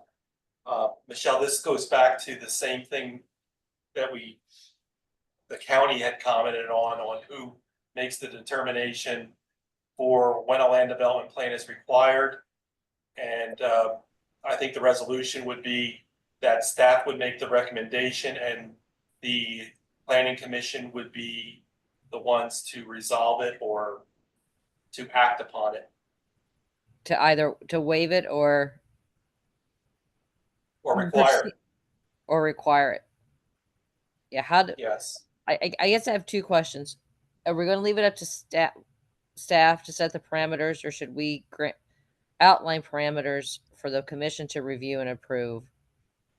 That's where I got in the problems last time, was I had too many requirements for what the staff would consider, and the county planning commission jumped all over it, and we decided to remove that from the saldo. So yeah, I don't think we put it in the saldo. I think we do it as a policy, but let everybody else. Oh yeah, that's fine. We have that in place. Okay. So if maybe the answer is to share that with Attorney Gumbar. Okay. And then I'll prepare a draft of that. Procedurally, would the planning commission see it at all and grant a waiver, or would it just be on staff level? I think that's another question we need to answer for Mike. Yeah, I think so. And I would prefer that the staff would make the recommendation and the planning commission would be the ones to act upon the recommendation. Yeah. Yes. So that we have a written solution. I would agree with that. I think that's, yeah. Yeah, it would be akin to what we do with zoning, with anything zoning. The zoning administrator, zoning officer makes a determination, and if an applicant doesn't like that determination, they can appeal to the zoning hearing board. So if planning staff makes a recommendation that they need a land development plan, they can submit for a waiver to the planning commission, and then the planning commission can consider either granting the waiver or requiring them to do a land development. And we've granted waivers on the planning commission level for land development plan at least 2 or 3 occasions. Yeah. No, I agree. I just does every plan that is questionable come through planning commission? I guess is my question. Or These would just be adaptive. These would just be adaptive reuse. Okay. So I think that's something we want to look at and have maybe the conversation with Attorney Gumbar. Do they see this? We'll send him the policy and then have the discussion as to should these all go through planning commission, and not to say you guys are not, that you are, because you're not, a rubber stamp, just so there is something, Yeah, I think that would be the resolution. And like I said, we have a worksheet right now. I could give that, I mean, we can give that out. That's not a problem. We're not hiding anything, but that's what we use to determine if a waiver would be acceptable. Well, why don't we share the worksheet, and if he thinks it's, and we might want to loop David Hunter in too, before they get another look at these amendments. See if they're okay with the worksheet, and then we can turn that into an official policy. Okay. I'll send you that tomorrow. Okay. You know, I hear a lot of comments that our process is complicated. Like, I don't know how to navigate it. I was wondering if any attempt has ever been made to make a flow chart. People that want to do. This is the problem, is that we do have the one-stop meeting where we kind of tell them who they have to go through first, second, whatever, you know, everything starts with zoning, we'll let you know if you need planning. We do our best to guide them to what they need to do. A lot of the problems that I've personally seen when it comes to land development plans is there's sometimes a breakdown in communication between, you know, their design professionals and the applicant, or, you know, like the design professional has been in communication with us and they know what's going on, but then the applicant refuses to talk to their design professional. And so then they come to the office and we're like, you need to talk to your architect, you need to talk to your engineer. We could create something, but it gets kind of convoluted because it depends on the plan. Like some plans would need an ENS, some plans would need stormwater management, some plans will need planning modules, some plans need none of that, some plans need all of it. So it's really dependent on the plan and for the applicant and design professional to be on the same page when we tell them, you know, when we provide them the review letter, when we give them comments, when we send them emails.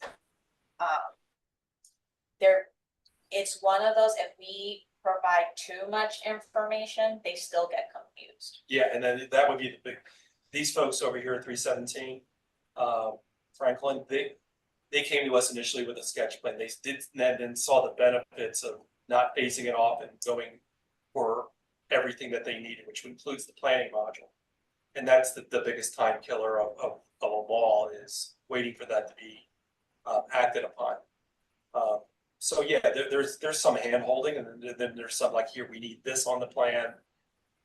Every plan's unique. It's not all the same. Well, I see, but there's a lot of details, right? But up on a broad brush level, what is major gates, hurdles, city roads. I'm just saying. Yeah. But somehow we have to make this a little easier to navigate. The last zoning administrator we had was going to be doing that. But since then, we've been a little short staffed. So yeah, it's a good idea, and I think we'll work that way. We'll give that to Simon. I'm just sharing some feedback. I'm hearing it quite a bit, honestly. Certainly with this, Chris, if we get it, we're going to want to accelerate the number of projects we do, and I think that the program will accelerate things, and we're going to also get a lot of less sophisticated developers who really need assistance. These adaptive reuse projects could be, I mean, so variable. Like I mentioned, the 317 one, and then you get ones like Supernatural Produce. Yeah. I mean, and PennDOT all of a sudden gets involved, and Alvernia with American House, that was different than all of them. So yeah, they just get all different levels. Hopefully things are cleared up on paper what the zoning hearing are. I mean, the Super Produce and Alvernia, they're going to hire professionals and have plans developed and have assistance in navigating the system. The guys that we had in here today are sort of they had an architect lead at the threshold. They saw the light, got an architect involved, got good drawings, and then that that's gonna benefit them. And there's quite a few who are sitting there looking at that price tag and saying, I don't have $10,000, $20,000, $30,000 to do that, or I'm not sure that that's the right way to spend those monies. You know, how else can I do it?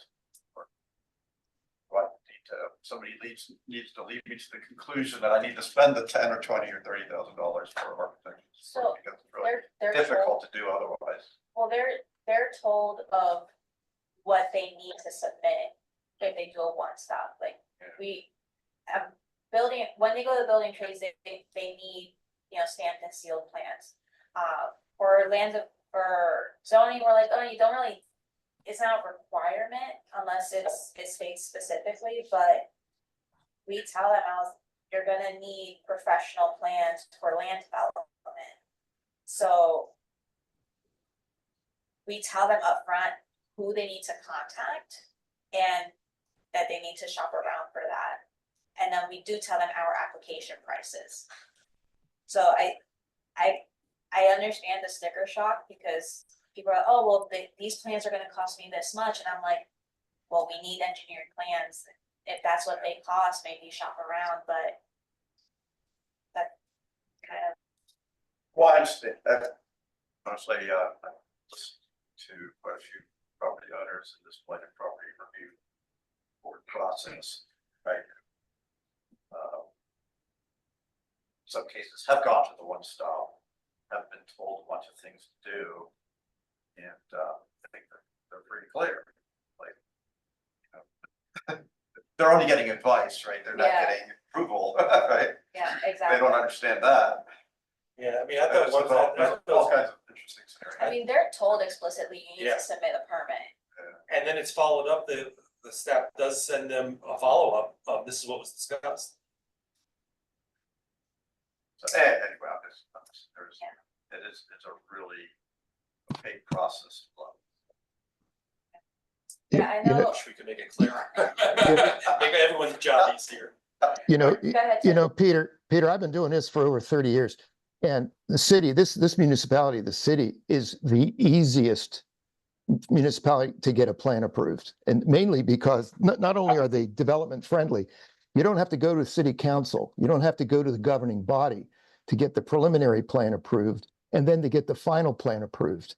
Because you can go through sketch, preliminary, and final, and then throw it in front of the elected board, you know, the council or the, you know, supervisors, whoever the governing body is, and they could turn it down, even though you got approval from the planning commission. That doesn't happen here in the city, because with the planning commission, it's one stop and you know, you get it approved. So it's quicker here than anywhere else I've been to, and I've been to a lot of municipalities. I'm 100% behind that too. Yeah. I've been doing this 39 years and I've never had a municipality be this cooperative. And I'm going to third that.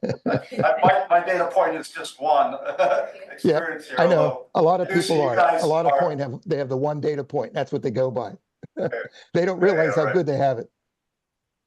And Michelle backed this up on that one as well. Well, I do want to say that I see eagerness to get stuff accomplished here, and that's great.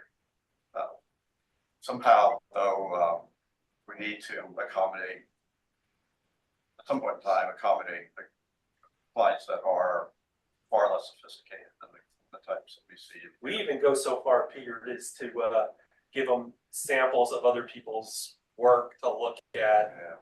I mean, they could certainly maybe do that as just to get an idea of what we're after. And part of it could also just be the fact that the staffing really isn't there to do as much maybe follow-up or help as we possibly could. Like if we had actual planners, maybe we could provide a little bit more of a hands-on assistance, but you know, we have one planning manager and I'm stretched across doing zoning officer work, zoning administrator work, and planning work. No, I'm not.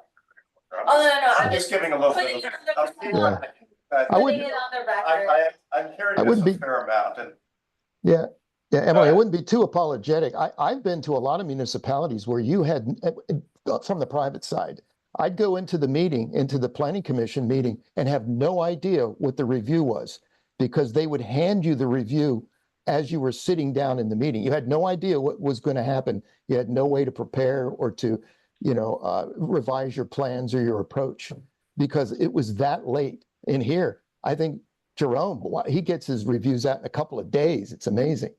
That's not the case in all municipalities. And I have to say, and I'll defer to Wayne, and I'll have Tim put his private hat on.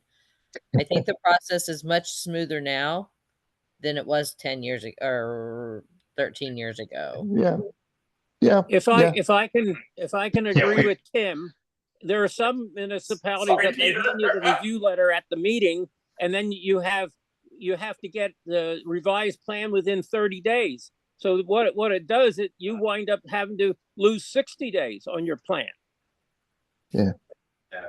So we accept, when we have a plan revision come in, we typically allow almost up to a week. That's why some of the review letters come like a couple days before the meeting, because they probably just submitted the plan 5 or 6 days ago. But I know it's gonna it's gonna be an impact to them if they have to wait another 30 days for something to occur, when we can just go over the checklist and say, yeah, we can accomplish Maybe this. it's kind of like what Bernie said, they don't have a parking problem, they have a parking perception problem.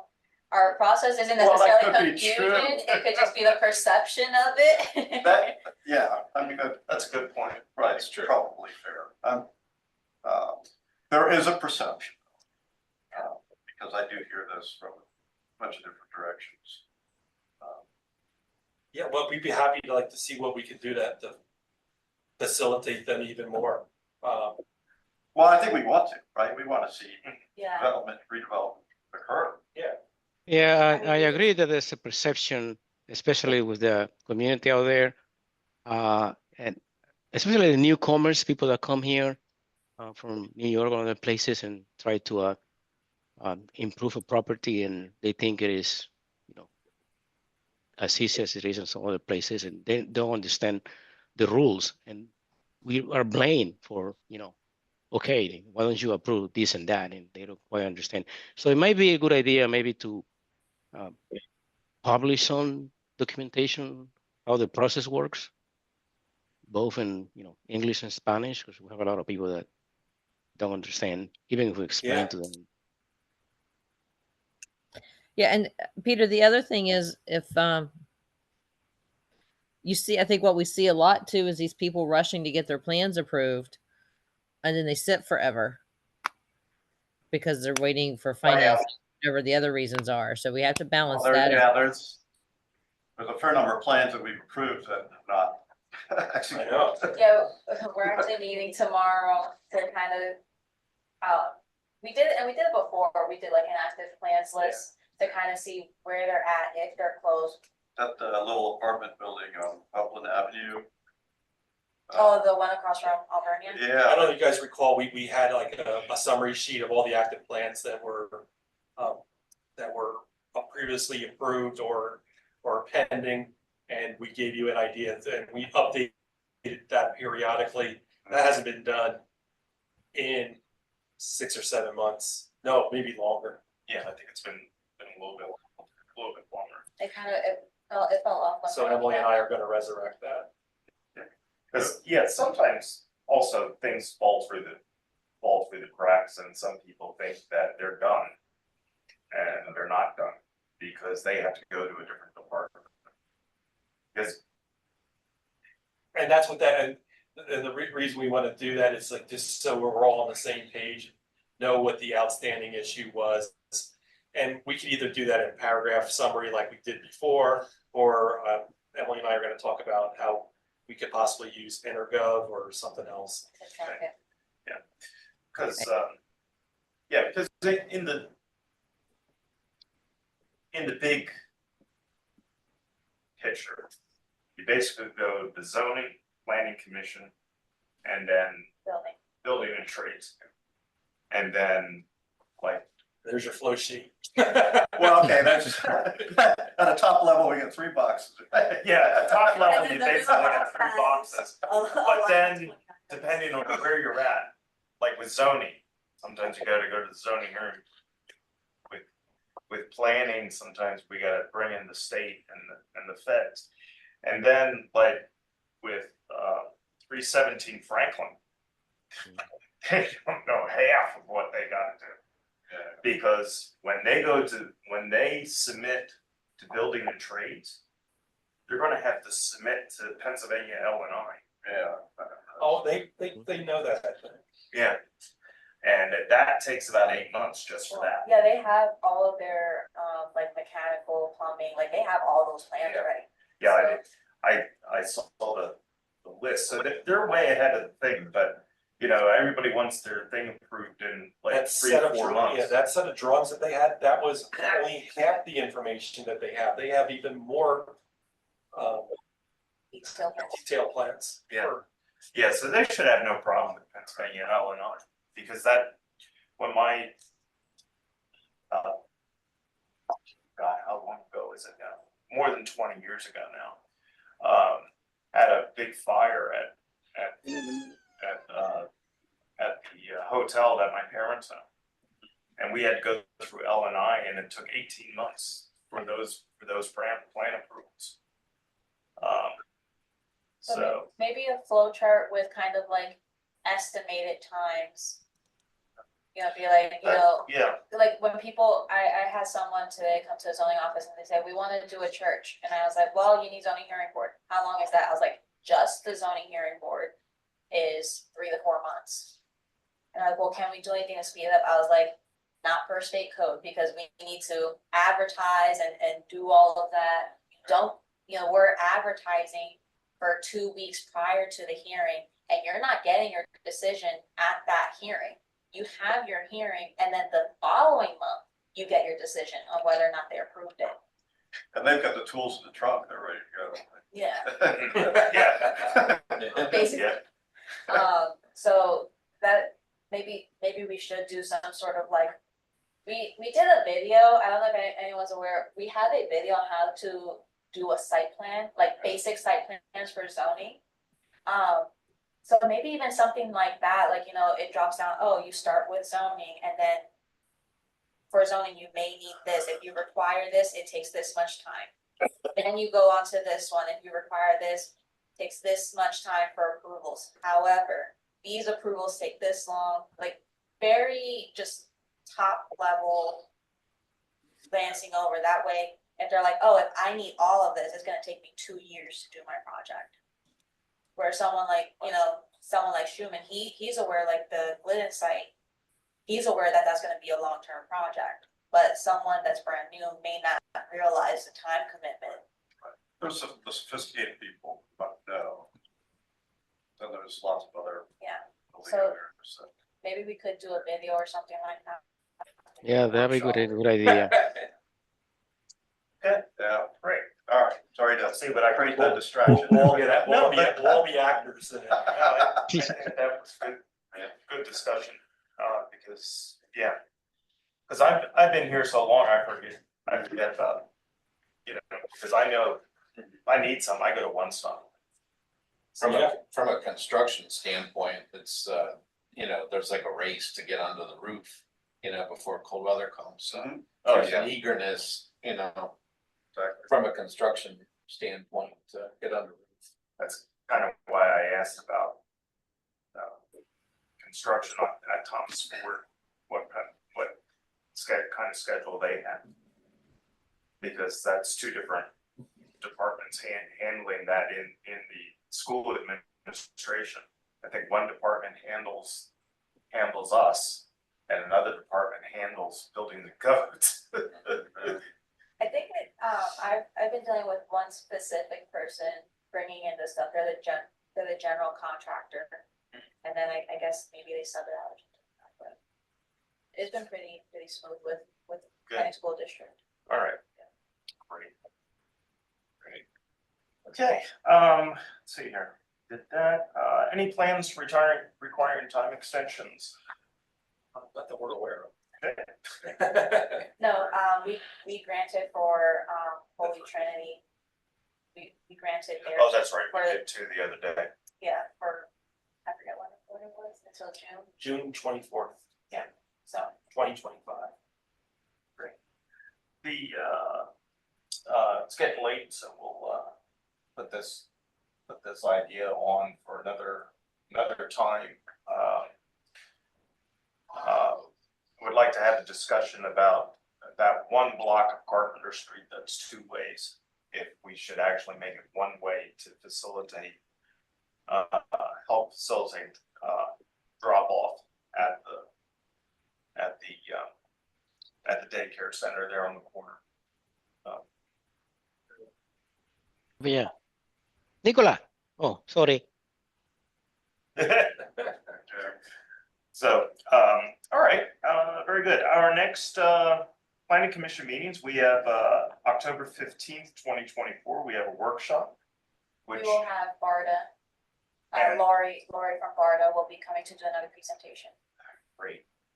This is fantastic. I have a question for them. Fantastic. So yeah, so we'll have a presentation for BARDA at that one. And great. And then our regular meeting will be October 23rd, 2024. You got the dates wrong. 22nd. 22nd. 22nd. Did I? There's like, yes. I do that quite often when I look at my Google Calendar and I get the days mixed up. Some days, some calendars start on a Monday, and some start on a Sunday. I get very. I just get confused between ZHB and planning commission, because ZHB is on Wednesday, so if I'm thinking of zoning hearing board, I'm just looking at Wednesdays all the time. But, okay, yeah, the 22nd, not the 23rd. And I didn't see anything that brought up any red flags on the next zoning hearing board meeting that we might have to follow up on, so. Yeah, just 1501, Mineral Spring Road, that will probably be the next one to come up. They 416 to 420 Walnut Street, you guys saw, but it never got finished. But they needed to get approvals again from the zoning hearing board because it expired. The project was more than a year dormant, so they lost their relief, so they went back. It's the same exact plans, but I believe that they're trying to sell the property, and so they were gonna get that, and hopefully either them or whoever buys the property will actually develop it this time. So with that, do I hear any thing for the good of the order? I said my piece. Okay. And it was certainly well spoken. Stop Hey. listening to people. Peter, if you ever want to see an outside process, you're welcome to attend any municipal meeting with me. So I'll Yeah, split the sure. whole commitment. I'll take your word for it, Michelle. So, do I hear a motion to adjourn? Yeah. Sure, Peter. Second? Second. Danny? Nelson? Okay. Question on the motion? No question. All those in favor, please say aye. Aye. Okay, opposed? Okay, we are out of order. Once again, thank you, everyone. I think we got a lot of stuff resolved. Good night. Good night. Good night. Right.